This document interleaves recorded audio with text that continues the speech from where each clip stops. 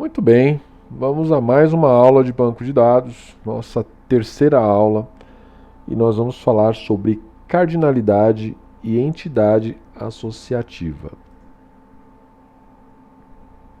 Para falar sobre cardinalidade, é preciso entender um pouco melhor sobre as notações, né? Quais são os tipos de notações que nós trabalhamos dentro da modelagem de banco de dados, tá? Então, a primeira notação que é relevante é a notação IDEF1X. Essa notação,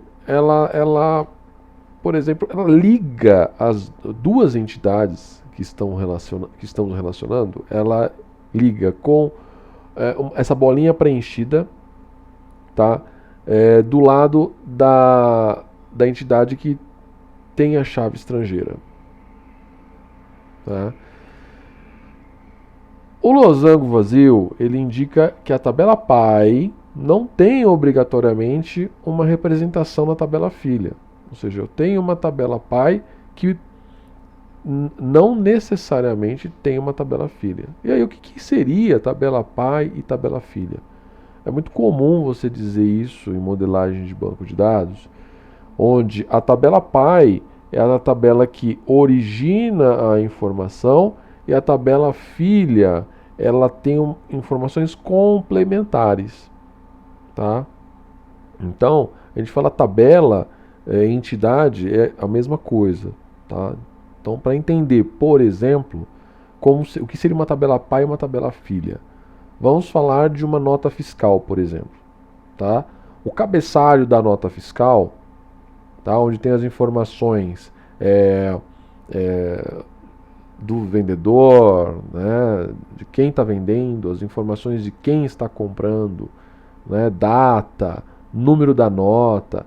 Essas informações elas ficam armazenadas numa entidade, numa tabela pai. Ok? Os itens da nota fiscal, que é o que vai ser repetido, né? Item 1, 2, 3, 4, 5, todos eles estão relacionados a uma nota fiscal. Então eles estão numa entidade, numa tabela separado, mas eles derivam, eles são informações complementares da primeira tabela. Então é uma tabela filha, tá? Então quando falo tabela pai e tabela filha, nada mais é do que estabelecer essa relação de dependência entre duas tabelas, entre duas entidades. A linha pontilhada, ela indica uma relação de não identificação, ou seja, que não pertence à primary key, não pertence à chave primária da entidade, tá? Existe a relação, porém o atributo ele é migrado para junto dos atributos comuns dentro da outra entidade. A linha contínua, ela indica uma relação de identificação, ou seja, o atributo da chave primária da entidade original, ela migra para a tabela com quem ela se relaciona, mas ela vai fazer parte da chave primária. Tá certo? Nós vamos ver isso diversas vezes. Eu vou explicar quando que faz parte da chave primária, quando não faz parte. Nós vamos ver bastante isso. Mas para entender notação, por enquanto, é o suficiente para você entender. Outra notação é a relacional, tá? Então, ela é uma notação que eu gosto de trabalhar também. A IDF1X eu não gosto tanto, eu acho que ela falta muita informação. E aí tem a notação relacional, que ela já trata um pouquinho diferente. Vocês vão perceber que uma entidade é ligada a outra através de uma seta, onde a ponta da seta ela está ligada à entidade ou à tabela pai. A outra ponta, tá, que não tem nada, ela fica ligada à tabela filha. Então é sempre esse sentido, tá? Ela aponta para a tabela pai. Asterisco ou a letra N, simplesmente, tá? Indica sempre um registro tá? Um registro para 0 ou mais. Um ponto ponto asterisco ou um ponto ponto n, tá? A gente diz o seguinte, que é um para muitos ou um para vários registros, tá? Então é um registro na tabela pai relacionado com um ou mais registros na tabela filha ou na entidade filha. 0 para 1.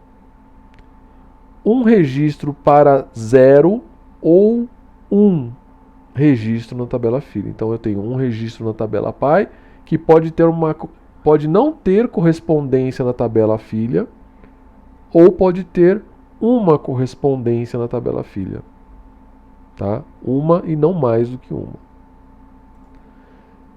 Somente um. Eu tenho um registro na tabela pai para exatamente um registro correspondente na tabela filha, tá?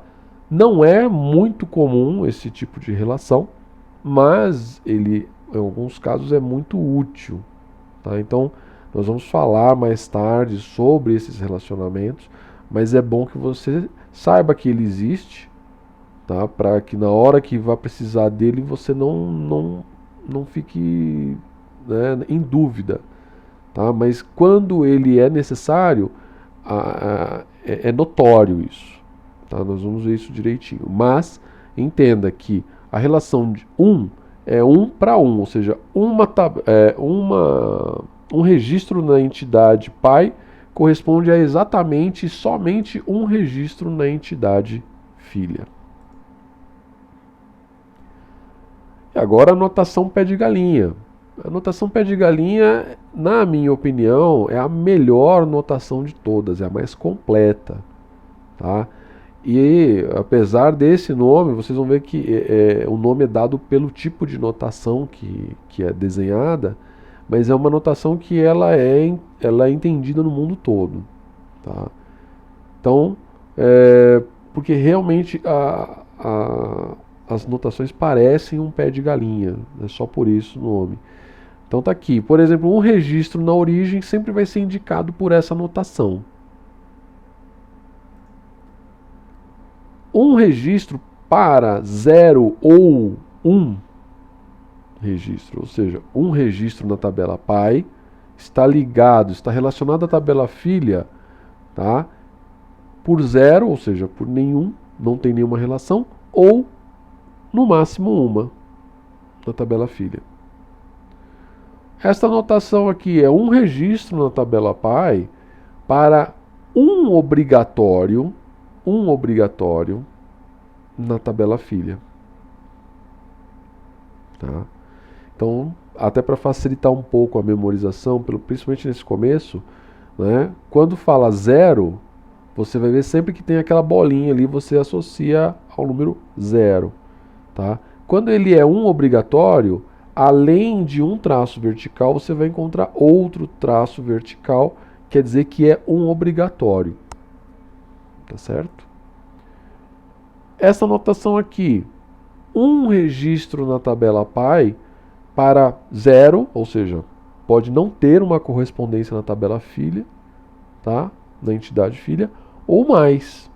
Pode ter 1, 2, 3, 10, 20, 100, 1000, tá? Então ele dá ele permite, né, que não tenha correspondência ou tenha muitas. É uma das relações mais utilizadas em banco de dados, tá? Que uma tabela filha, ela não necessariamente ela tem informações, ela pode ter ou não, e quando tiver ela pode ter quantas forem necessárias. Exemplo, nota fiscal. Então você pode ter uma nota fiscal com um item? Pode. Pode ter nota fiscal com 100 itens? Pode. Mas eu posso ter nota fiscal sem nenhum item? Não faz muito sentido, né? Porque se você tem uma nota fiscal, precisa ter pelo menos um item nela para você emitir a nota fiscal, né? Então aí faria sentido uma outra notação que nós vamos ver daqui a pouco. Muitos registros na origem. E aí, eu devia colocar isso aí, essa notação depois, mas tudo bem. Muitos registros na origem, ou seja, na tabela pai, essa notação significa que ela é de muitos para muitos.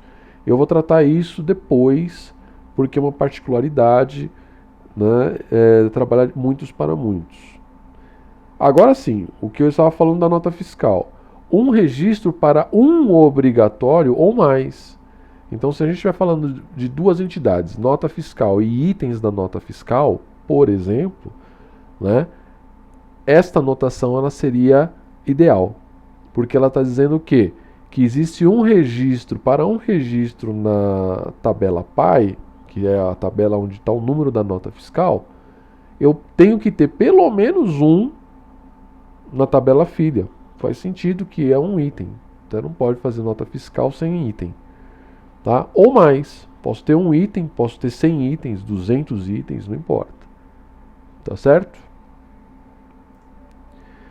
E aí, assim como nós vimos anteriormente, né, as linhas elas podem ser pontilhadas, que aí indicam uma relação de não identificação. Né? Então, como eu disse antes, o atributo ele migra para outra entidade, para a entidade filha, mas ele não pertence à chave primária. Tá? O atributo ele fica junto com os atributos normais lá, os comuns da entidade filha. E a linha contínua, ela representa uma relação de identificação, ou seja, o atributo da tabela pai vai para a tabela filha, migra para a tabela filha, mas ele faz parte da chave primária da entidade filha. Tá? Falando agora, parece um pouco complicado, mas depois, trabalhando com a modelagem, vocês vão perceber que é bem mais tranquilo. Tá? Por enquanto, falando em notação, é importante que vocês tenham essas informações em mente, que vocês guardem essas informações para que a gente possa utilizar depois. Tá? Então, já adianto para vocês, vou trabalhar daqui para frente com notação pé de galinha, tá? E vou utilizar a notação relacional para fazer a cardinalidade, que nós vamos ver agora no próximo passo. Teste de cardinalidade. Vamos lá. Então eu quero... Para que serve o teste de cardinalidade? Serve para eu estabelecer qual a relação entre duas entidades. Eu preciso estabelecer qual a cardinalidade dela. Né? O que seria essa cardinalidade? É saber se é de 1 para muitos, de 1 para 0 ou 1, enfim, se é de muitos para muitos. E agora vocês vão aprender a fazer esse teste. É um teste que ele é simples, é fácil e com o tempo vocês conseguem fazer isso até de cabeça. Tá? Mas vamos lá. Então eu tenho aqui a entidade aluno e a entidade curso. Eu quero estabelecer uma relação entre elas. Eu faço uma primeira pergunta.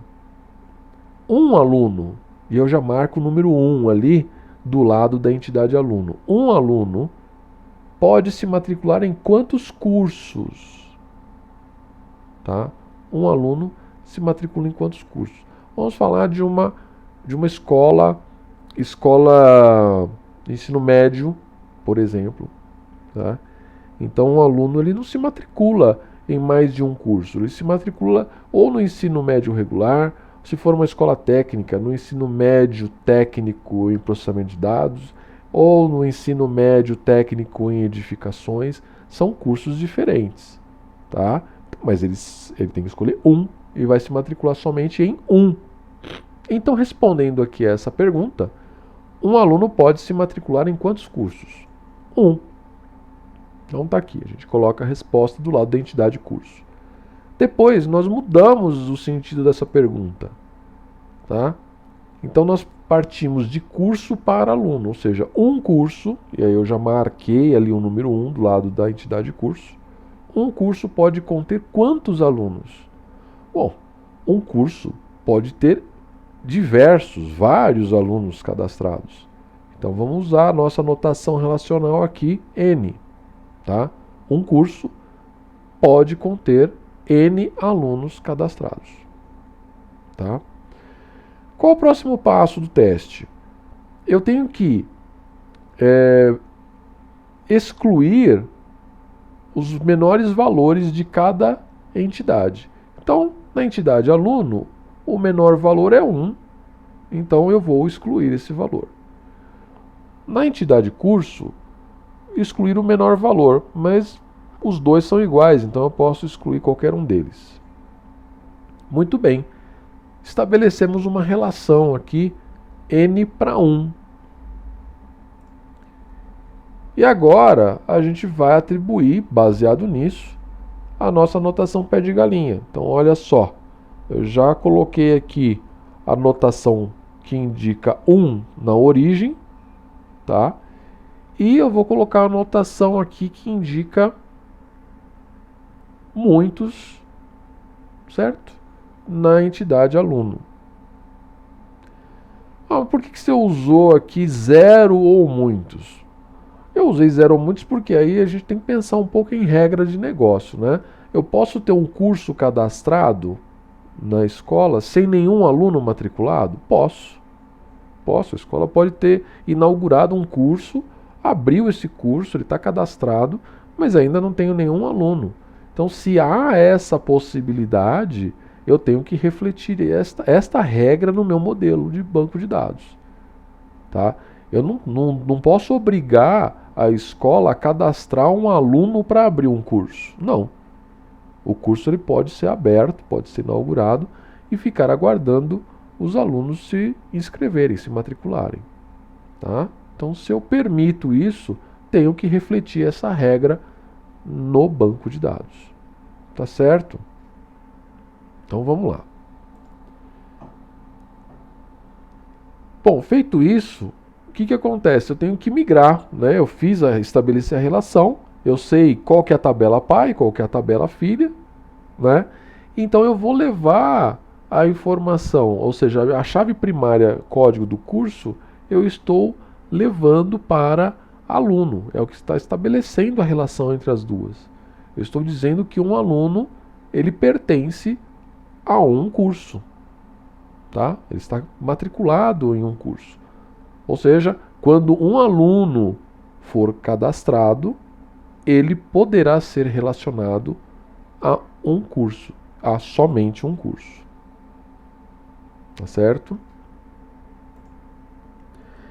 Então, a relação entre as entidades curso e aluno é 1 para N, ou 1 para asterisco, conforme nós vimos em notações, ou ainda 1 para N com esses dois pontos verticais, também é uma notação aceita para a modelagem de banco de dados. Tá? Então pode ser tanto esses dois pontos na horizontal, como pode ser os dois pontos na vertical. Ou no lugar do N usar o asterisco também. Ok? E aí vamos falar da entidade associativa. O que acontece? Vamos trabalhar com duas entidades aqui, curso e disciplina, e vamos aplicar o mesmo teste de cardinalidade que nós fizemos anteriormente. Então, vamos repetir a pergunta. Um curso, então já coloquei o número 1 aqui. Um curso pode ter quantas disciplinas? Né? Bom, um curso pode ter várias disciplinas, né? Matemática, português, física, geografia, história, enfim, pode ter várias disciplinas. Então, a gente marca aqui, um curso pode ter várias disciplinas. Agora vamos fazer a pergunta oposta, né? Uma disciplina, e aí eu já coloquei lá o número 1 do lado de disciplina, uma disciplina pode estar em quantos cursos? De novo, usando o exemplo anterior de uma escola de ensino médio que tenha lá o ensino médio regular, o ensino médio técnico em processamento de dados, técnico em edificações, né? Então, o que acontece? Uma disciplina pode estar em quantos cursos? Em vários cursos. Né? Eu não tenho matemática só para um curso. Eu tenho matemática para o ensino médio regular, para o técnico em processamento de dados, para o técnico em edificações. Né? Eu tenho português, eu tenho redação, enfim. Eu tenho disciplinas que elas estarão em diversos cursos. Então, uma disciplina pode estar em quantos cursos? Vários, tá? Vários cursos. Então a gente coloca a nossa resposta aqui. E agora, o que acontece? Né? O próximo passo do nosso teste de cardinalidade é você eliminar o menor número de cada entidade. Então, eliminando o menor número de cada uma das entidades aqui, a gente se desfaz o número 1 de cada uma delas e ficamos com N dos dois lados. Ou seja, nós temos uma relação N para N. E agora? A nossa chave primária, ela vai migrar para onde? Código da disciplina migra para a entidade curso? Ou código do curso migra para a entidade disciplina? Ou as duas migram? Né? Veja, eu não posso fazer nenhum dos dois. Porque se eu estou dizendo que um curso tem várias disciplinas, tá? Se eu colocar código do curso dentro da entidade disciplina, eu estou dizendo que uma disciplina sempre estará associada a um curso, o que não é verdade. Se eu pegar o código da disciplina e migrar para a tabela, para a entidade curso, eu estou dizendo que um curso ele sempre está associado a uma disciplina, o que também não é verdade. E agora, o que a gente faz nesse caso? Tá? A relação N para N, na verdade, ela não existe, ela não pode ser feita uma relação direta entre as duas entidades. Tá? A solução em banco de dados, como que ela é feita então? Eu tenho lá as duas entidades, eu crio uma nova entidade que vai relacionar as minhas duas entidades que têm a relação N para N. Olha só como é importante o teste de cardinalidade. Né? Então eu tenho aqui uma nova entidade, pode ver que o desenho da caixinha é um pouquinho diferente, ele tem os cantos arredondados, isso é um padrão, tá? Que identifica uma entidade associativa. E a chave primária de cada uma das entidades que estão relacionadas de N para N, elas migram para essa entidade associativa compondo a chave primária dela. Ou seja, a chave primária da tabela associativa, da entidade associativa, ela é uma chave composta. É uma chave composta pela chave primária das duas entidades que estão se relacionando. E aí está a relação entre elas, montando o nosso pequeno modelinho aqui. E temos aí novamente a relação de N para N, mas agora, né, 1 para N de disciplina com a associativa, 1 para N, tá, de curso com a associativa. O que não deixa de ser N para N, só que agora eu tenho uma entidade com uma chave composta que permite, né, representar todas as possíveis combinações disciplina e curso. Então a gente vai fazer bastante exercício, principalmente lidando com pesquisa em banco de dados, usando tabelas associativas, né, para vocês entenderem, fixarem bem o quão são importantes as associativas. Né? E aí a gente vai fazer bastante exercício com isso. Tá? Mas por agora, eu preciso que você tenha isso em mente. Quando tiver uma relação N para N, eu preciso criar uma entidade associativa, tá? E as chaves primárias de cada uma delas migram e compõem uma chave primária na tabela, na entidade associativa.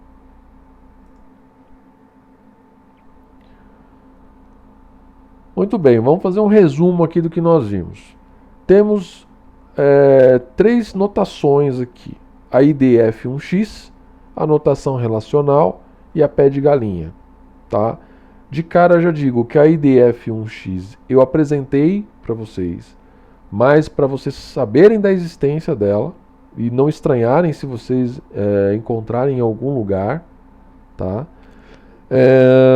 Mas nós vamos trabalhar com pé de galinha e usando a relacional para fazer a cardinalidade. Tá?